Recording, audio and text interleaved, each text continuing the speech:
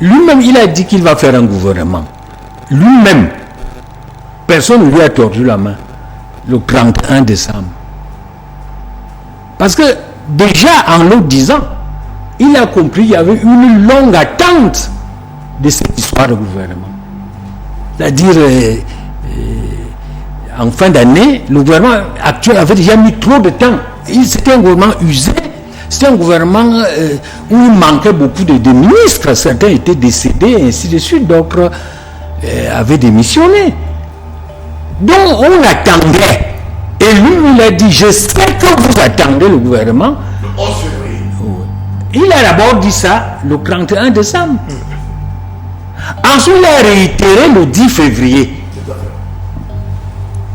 C'est-à-dire, normalement, on ne voit pas bien comment un chef d'État qui promet comme ça, nous sommes déjà en août. Et ça traduit quoi? Le fait qu'il ait promis et que rien ne se réalise? Rien, en fait, à côté de ça, il y a eu le poste de vice-président. Donc, à partir du moment où le président Biya lui-même promet et ne tient pas, il est donc légitime que les gens s'interrogent sur sa capacité à gérer.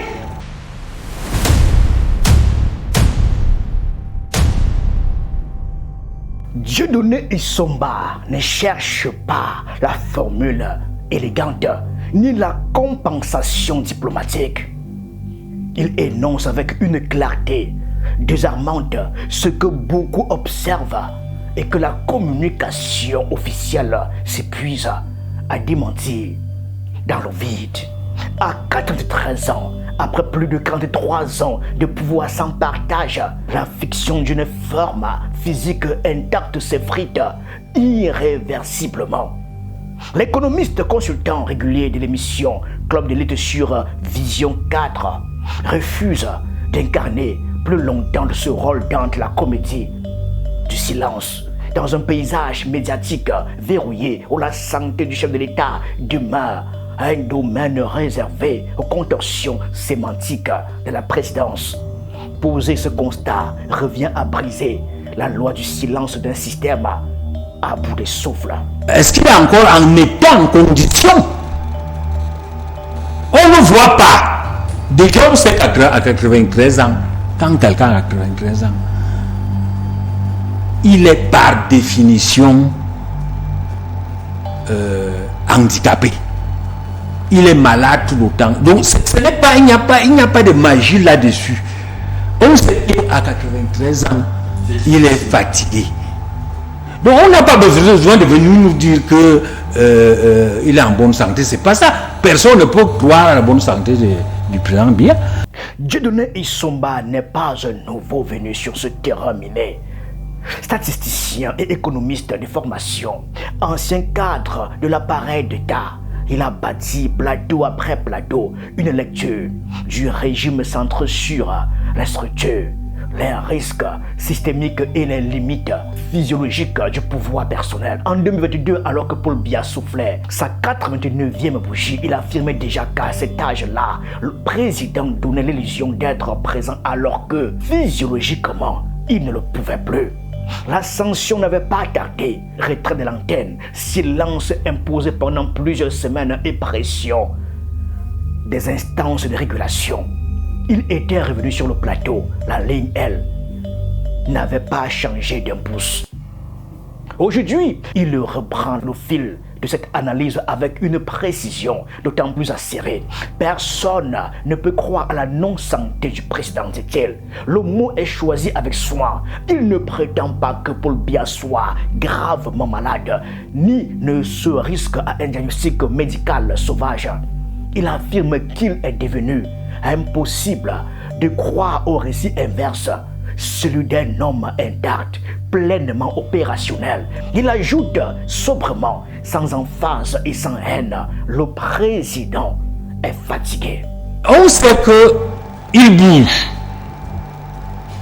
il parle, il reste même certainement très conscient. il gouverne même. Mais il est fatigué. Et nous voyons les preuves de cette fatigue.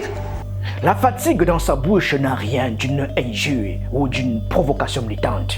C'est un constat factuel, biologique et démographique. Celui d'un homme qui a vu, année après année, le pouvoir se concentrer autour d'une figure toujours plus lointaine, toujours plus dépendante des siècles restreints, toujours plus absente des scènes où la République se donne pourtant à voir du gel, de la tenue des conseils, des ministres au blocage, des signatures, des décrets, des nominations. Cette situation est intrinsèquement dangereuse dans un environnement politiquement clivé comme le nôtre. Parce que le clivage, c'est d'abord autour de Biya lui-même. Dans sa famille biologique et ethnique, on sait qu'il y a un clan Boulou, un clan Nansassédé, et on voit bien comment ces gens-là, n'est-ce pas, aiguisent les machettes. On entend tout ce qui se dit sur ça, toutes les grandes polémiques de la nation sur l'or, sur un capitaine, et un capitaine est en train de nous raconter une autre histoire du Cameroun, un grand déballage, on apprend des murs et pas des vertes et des pas mûres. Des vertes et pas mûres. Cette paralysie décisionnelle illustre la dérive progressive des institutions sous l'effet du présidentialisme absolu. Lorsque l'appareil républicain s'habitue à ne fonctionner que sous l'impulsion exclusive d'un homme, le moindre ralentissement physique de ce dernier se transforme immédiatement en goulot d'étranglement pour l'ensemble du pays. Les dossiers économiques majeurs s'accumulent sur les bureaux de la présidence.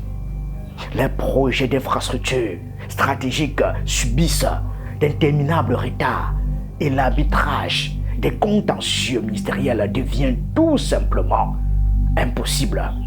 La machine administrative continue d'expédier les affaires courantes, mais le cap politique, lui, s'évapore dans l'attente d'un signal qui ne vient plus. À côté de ça, donc de cet endroit immédiat qui se met en ordre de bataille pour capturer le pouvoir de Biya, il y a les grands segments communautaires qui estiment que les bêtises c'est quand même plus de 40 ans, il faut qu'ils laissent le pouvoir, et qui sont en train d'observer ça avec beaucoup de méfiance. Je sais que la confiscation tribale du pouvoir génère des guerres, de l'instabilité. Qu'est-ce que vous allez dire aux gens? Au Cameroun, on sait que les Foules ont eu le pouvoir 25 ans, les Camps ont eu le pouvoir 43, 44 ans. Hein? Donc vous avez beau dire tout ce que vous dites là. Les Bamileke réclament. Les Sawa même. Les Sawa disent que c'est comment. Donc ça, c'est des faits.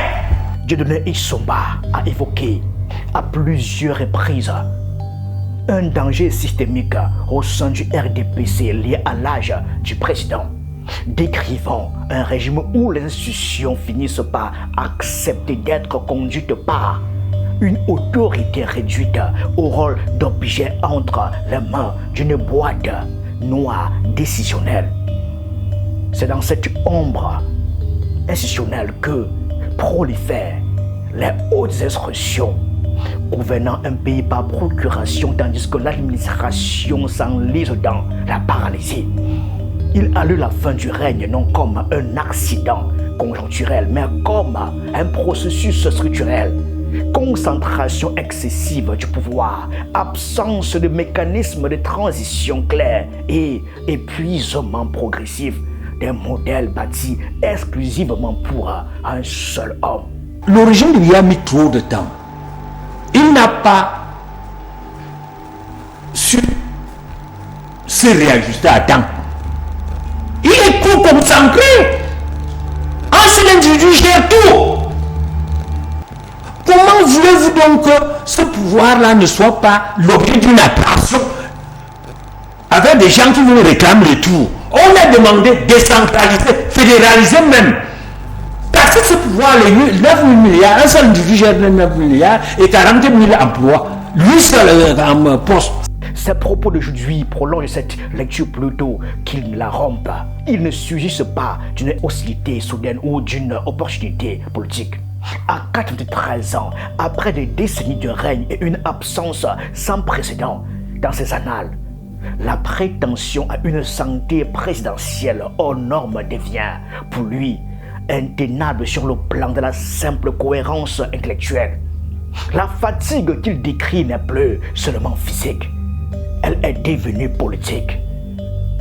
Elle se lit dans le silence prolongé de la sommité de l'État, dans les communiqués officiels qui se contredisent d'une institution à l'autre, balançant entre court séjour privé et le congé annuel, dans le pilotage à distance depuis la Suisse et dans l'impossibilité persistante de produire une image vivante ou une parole directe qui rassure véritablement l'opinion publique. Mais quand vous regardez un pouvoir comme celui-ci, regardez quelle est la violence de ce pouvoir. D'accord. Au premier siècle, c'est les gens qui entourent Biya. Et ils sont prêts à tuer ces gens. Entre eux d'abord. D'abord entre eux. Et à côté de ça, il y a d'autres forces. Vous pensez sincèrement que si, je ne sais pas moi, un État prend le pouvoir, vous croyez que les autres vont rester en croisant, en applaudissant? Très peu probable. Hein? Très peu Il ne probable. faut pas applaudir. Oui, très peu probable. Non, nous courons tout simplement vers un rapport de force. Parce que ces États ne vont pas abandonner. Les gars sont prêts à la guerre. Les gars sont prêts à la guerre. Et le verbiage sur l'unité nationale, tout ça, c'est des conneries. Il faut donc poser le problème de ça.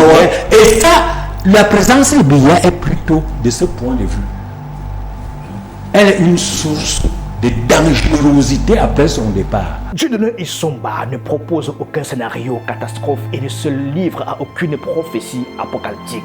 Au fil de ses interventions sur Vision 4, il a déployé un argumentaire dense et technique qu'on ne saurait réduire à 2 simples phrases isolées. Sa sortie s'inscrit dans la durée, disséquant méthodiquement la vulnérabilité des mécanismes de succession et l'impasse d'une gouvernance par procuration. L'absence de dauphin désigné ou d'espace de débat interne au sein du parti au pouvoir crée ici un climat de suspicion permanente entre les différentes factions administratives et politiques. Dans ce contexte d'incertitude, la parole économique et sociale d'un consultant comme Dieudonné Issomba vient rappeler une vérité arithmétique. Aucune alchimie institutionnelle ni aucun habillage médiatique ne peuvent indéfiniment neutraliser les lois de la biologie humaine.